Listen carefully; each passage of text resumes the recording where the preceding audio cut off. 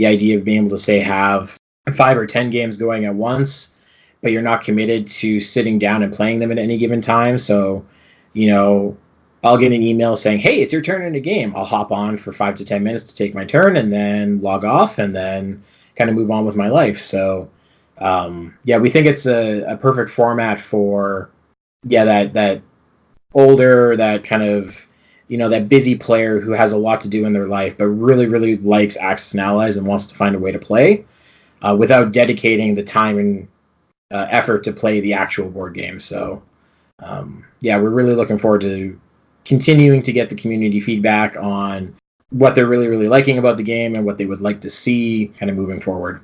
So I had another question lined up, but I want to kind of piggyback off that because you were saying it's a perfect opportunity to kind of like go in, play 5 or 10 minutes, and then jump right off.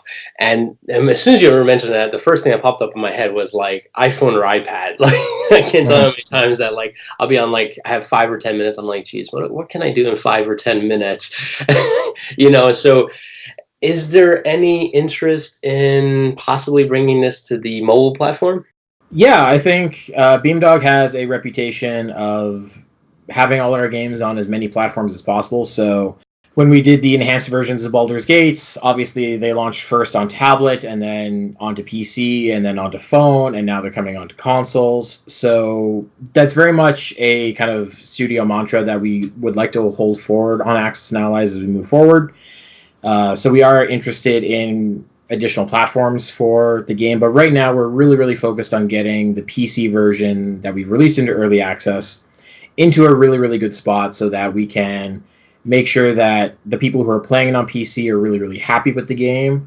And then we can devote the dedicated time and resources to make sure that the mobile or tablet version of the game, when and if we get to them, are as good as they possibly can be and really take advantage of the interfaces and the input methods on those devices compared to a PC, because playing on a tablet isn't quite like playing with a mouse and a keyboard. So there's some interesting design, I don't want to say challenges, but quirks that we really have to figure out, and then we would be able to really run forward with that kind of once we get to that point.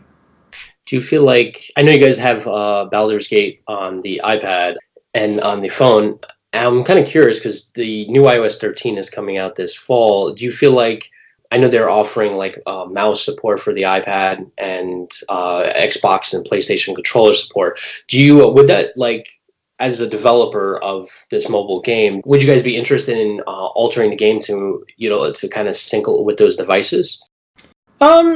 It would be I think it would be possible. One thing we don't want to do is build a game that is reliant on having a kind of that third-party input device for your tablet. Like, if you got your phone on you and you want to pop it out on a phone while you're waiting for the train or a bus or something like that, or if you're on the bus, you're not necessarily going to have, like a DualShock 4 and Xbox controller on you to take your turn necessarily. I mean, some people might, but I would say for the vast majority, that's kind of like, hey, I'm at home, I want to play like Knights of the Old Republic on my phone. Rather than using touch inputs, I can use a controller. So while that's something that we could definitely look into for, that kind of at-home experience with those, we wouldn't want to make it so that's the primary input method. It would be kind of like an ancillary or secondary version for those who are so inclined, I think. We definitely want to make sure that if we're putting something out on a device, it works within that device's kind of limitations or with what it comes with out of the box.